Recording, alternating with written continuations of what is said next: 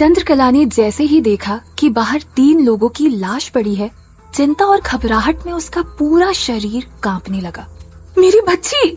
ये बोल वो तेजी से अपने घर के भीतर भागी और सीधा उस ताबूत के पास जा पहुंची जिसमें वो नीति को बंद करके आई थी ताकि वो सुरक्षित रह सके। ताबूत के पास पहुंच के वो सन्न रह गई। नीति बेजान सी उस ताबूत में गिरी पड़ी थी। उसकी हालत देख चंद्रकला समझ गई कि कुछ तो बहुत बुरा हुआ है उसके साथ। उसने तुरंत ही नीति को उठाने की कोशिश की, लेकिन तभी उसे समझ आया कि नीति की सांसें भी नहीं चल रही हैं। ये देख चंद्रकला जोर से चीखी, बाबा, मेरी नीति की सांसें नहीं चल रही है, कुछ तो कीजिए। और वो जोर जोर से नीति का नाम ले उसे होश में लाने की कोशिश करने लगी। चंद्रकला की चीख सुन बाबा भी भाग के अंदर आ गए और हाथ में रखी हुई राख वहाँ पड़ी एक शीशी में डाल के उसे बंद करते हुए बोले, चंद्रकला, नीति को सबसे पहले इस ताबूत से निकालो। लगता है शैतानी ताकत का सामना इसने खुद से किया है और उनको यहाँ से भगाया भी है। ये सुन चंद्रकला बोली, नहीं बाबा, इसको उन लोगों ने मारने की कोशिश की है। भला मेरी बच्ची कैसे उनसे लड़ सकती है? उसमें कहाँ इतनी ताकत है? चंद्रकला भले ना समझ पा रही हो, लेकिन बाबा को समझ आ रहा था कि नीति के अंदर कुछ तो अद्भुत शक्तियाँ हैं, जिसके चलते वो शैतानी ताकतों का भी सामना कर सकती थी। बाबा की मदद से चंद्रकला ने नीति को ताबूत से बाहर निकाला। नीति की हालत देख चंद्रकला की घबराहट बढ़ती ही जा रही थी। उसे अब भी बाबा से ही उम्मीद थी, क्योंकि वही अब उसकी बच्ची की जान बचा सकते थे। बाबा ने झट से अपने गले से एक विशिष्ट माला निकाली और एक मंत्र बुदबुदाते हुए उस माला को उन्होंने नीति के माथे पर रख दिया। जैसे ही उस माला का स्पर्श नीति के शरीर से हुआ, उसकी अचानक से जैसे सांस लौट आई और वो जोर जोर से सांसें लेने लगती है। उसने धीमे से अपनी आंखें खोली, लेकिन जैसे वो कुछ देख ही ना पा रही हो, वो हाफते हाफते हड़बड़ाहट में अपनी माँ को पुकारने लगी। माँ कहाँ हो तुम? मैं अब और अंधेरे में नहीं रह सकती, मुझे यहाँ से बाहर निकालो माँ। तभी चंद्रकला नीति के गाल पे हाथ फेरते हुए बोली, मैं यही हूँ नीति, तू फिक्र मत कर, मैं यही हूँ, तुझे कुछ नहीं होगा। चंद्रकला की आवाज सुन नीति को तसल्ली हो गई कि उसकी माँ उसके पास है और अब सब कुछ ठीक है। चंद्रकला कुछ देर नीति को अपनी गोद में लिटाए बैठी रही और नीति जैसे एक सुकून की नींद सो गई। चंद्रकला ने नीति को एक तरफ लिटा दिया और फिर बाबा के सामने हाथ जोड़ते हुए बोली, आपका बहुत बहुत धन्यवाद बाबा, आपकी वजह से मेरी नीति बच गई। मेरी नीति को उन आत्माओं से बचाने के लिए धन्यवाद। आपके इतने सारे कर्ज हम गांव वाले कैसे चुकाएंगे? तभी बाबा ने कुछ सोचते हुए कहा, तुम गलत सोच रही हो चंद्रकला, मैंने नीति को उन सायों से नहीं बचाया और ना ही नीति उन सायों के हमले की वजह से बेहोश हुई थी। नीति ने खुद से उन आत्माओं को भगाया है, पर अपनी शक्तियों का सही इस्तेमाल करना उसको नहीं आता है, इसीलिए अपनी पूरी ताकत उसने लड़ने में डाल दी और इसी वजह से उसकी सांसें रुक गई थी। अब वो बिल्कुल ठीक है, बस थोड़ा आराम कर लेगी तो पूरी तरह से ठीक हो जाएगी। चंद्रकला नीति की शक्तियों के बारे में सुन अवाक रह गई। उसको कुछ समझ नहीं आ रहा था कि ये सब हो क्या रहा है।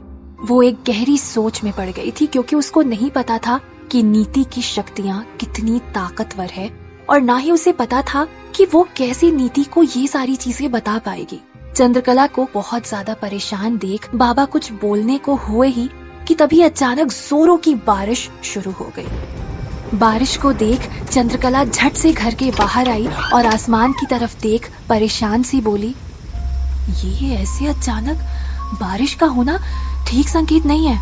बाबा, अब क्या होगा?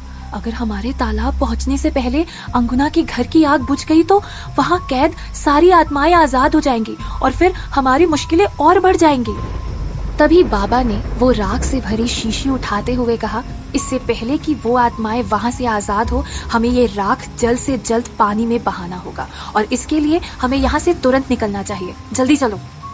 चंद्रकला ने घर से निकलने से पहले नीति को अच्छे से एक बिस्तर पे लिटा दिया और बाहर दरवाजा बंद करके उस पे कुंडे पे एक लाल धागा बांध दिया, जिसे बाबा ने अपने मंत्र से सिद्ध कर दिया ताकि काले साए दोबारा नीति को परेशान ना कर सके। चंद्रकला और बाबा तेज बारिश में तालाब की ओर निकल पड़े। लेकिन वहाँ बहुत समझ आया कि उन्हें देर हो चुकी थी। अंगुना सारी बुरी आत्माओं के साथ तालाब के पास पहुंच चुकी थी। आत्माओं ने तालाब को पूरी तरह से घेर लिया था। जब अंगुना की नजर चंद्रकला पर पड़ी तो वो दहाड़ते हुए बोली, तुझे क्या लगा था चंद्रकला, तू मुझे अपने ही घर में जला के सब खत्म कर देगी? चंद्रकला अंगुना की भयानक आवाज सुन के सहम गई। उसे अभी डर लगने लगा क्योंकि अंगुना के भयानक रूप को सामने देख राख को पानी में डाल पाना लगभग असंभव दिख रहा था। अंगुना ने फिर से कहा, अभी भी समय है चंद्रकला, तू हमारे रास्ते से हट जा। हम तुझे कुछ नहीं करना चाहते, हमें तो बस अपना बदला लेना है इन गांव वालों से। और ये बोल उसने तुरंत ही अपनी काली शक्ति से बाबा और चंद्रकला पे हमला कर दिया।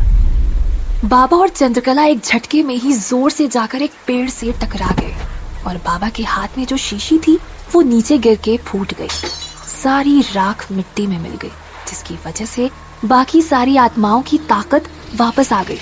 वो सब जैसे ही एक साथ चंद्रकला और बाबा को मारने के लिए आगे बढ़ी, तभी अंगुना ने सबको रोक लिया और बोली, ये हमारे शिकार नहीं है, इनको मारने में अपनी शक्ति बर्बाद मत करो, जल्दी से मंदिर की ओर चलो, हमें उन गांव वालों का सर्वनाश करना है। उसकी बात सुन के सारी आत्माओं ने उन्हें मारने का इरादा तो खत्म कर दिया था, पर वो अब भी उनके रास्ते के कांटे थे। इसीलिए टीले वाले बाबा और चंद्रकला को उन्होंने पेड़ से बांध दिया।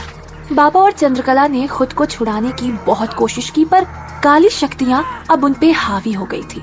चंद्रकला बेबस महसूस कर रही थी। उसे समझ नहीं आ रहा था कि वो अब क्या करे, कैसे गांव वालों को बचाए। वो बाबा की तरफ देख के रोने लगी।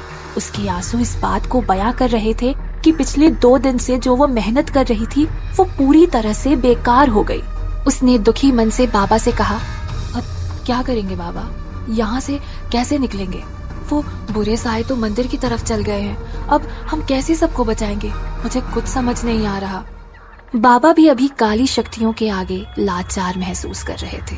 उनके पास इस बंधन से निकलने का कोई उपाय नहीं दिख रहा था, लेकिन फिर भी कुछ सोचते हुए उन्होंने एक मंत्र जोर जोर से पढ़ना शुरू कर दिया।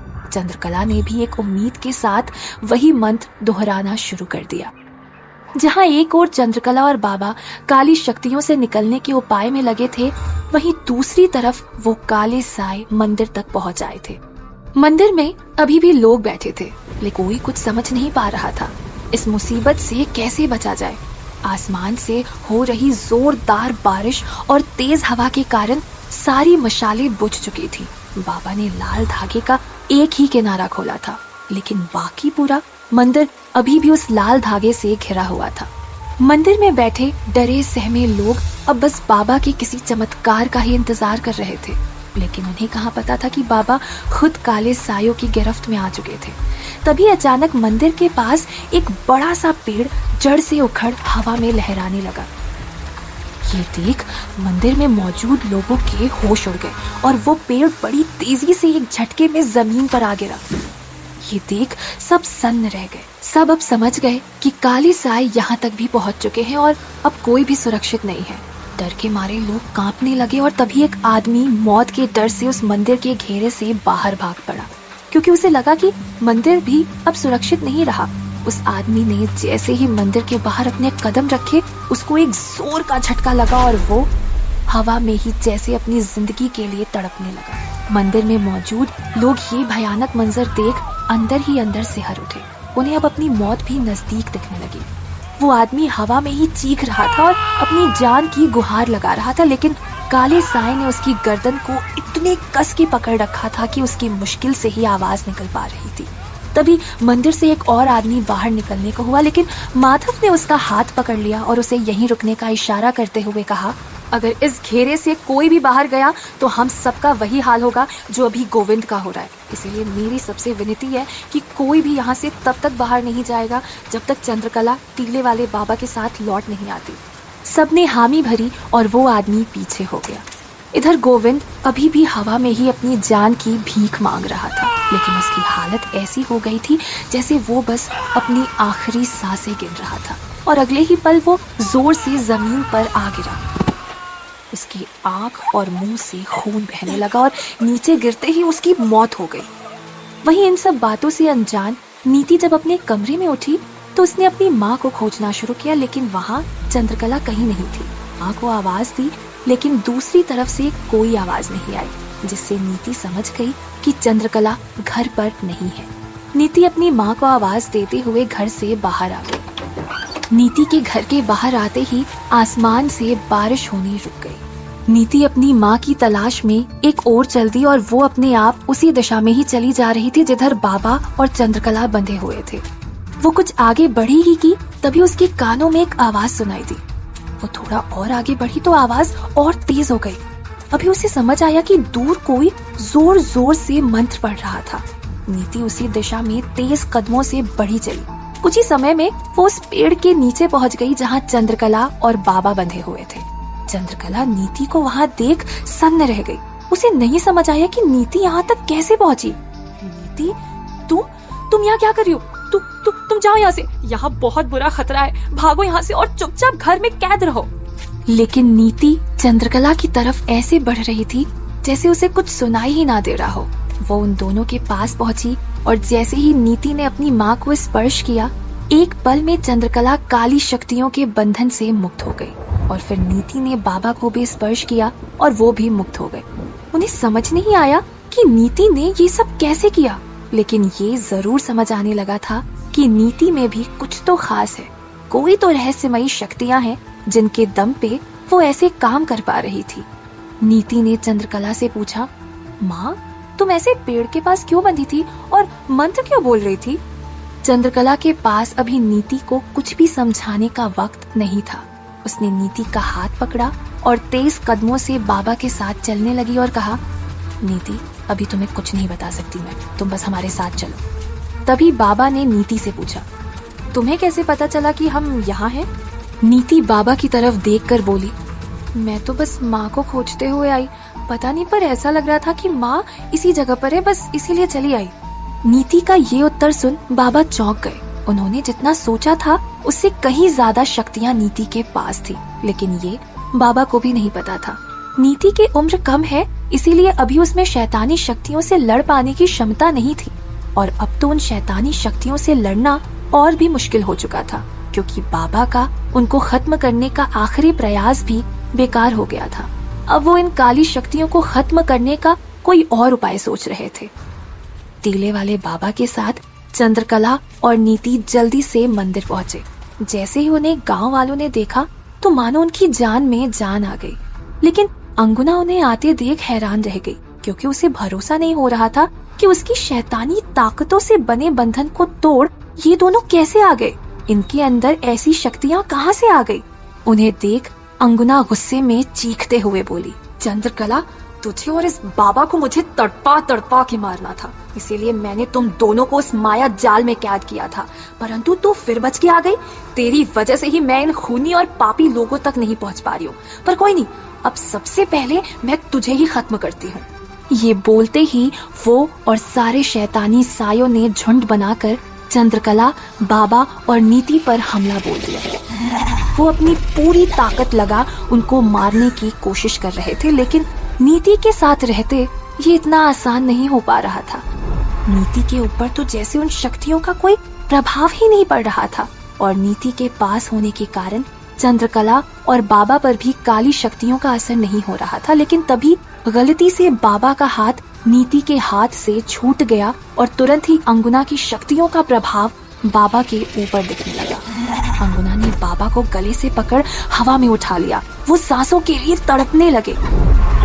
क्या टीले वाले बाबा शैतानी ताकतों के आगे हार जाएंगे? क्या चंद्रकला खुद को और नीति को बचा पाएगी? नीति के अंदर ऐसी कौन सी शक्तियां हैं जिनके कारण काली शक्तियां उसका कुछ बिगाड़ नहीं पा रही? अब कौन बचाएगा मायापुर को?